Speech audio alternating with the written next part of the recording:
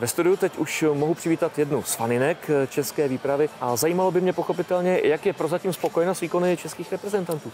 Mirku, slyšíme se, mám možná problémy s technikou. Nevím, ale jo, já jsem něco slyšela.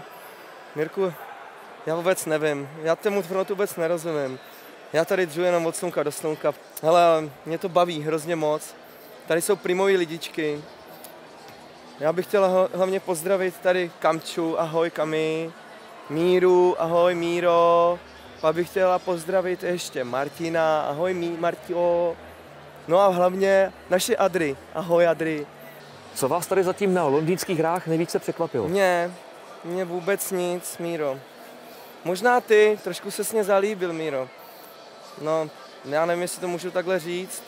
Prostě líbíš se mě hodně mocinky. Jaké by bylo vaše přání českým olympionikům? Míro, olympionikům vůbec nic, ale hlavně tady holkám a klukům teda. Těm bych chtěl popřát šťastný a veselý a krásného Silvestra, ať se jim daří jako mě.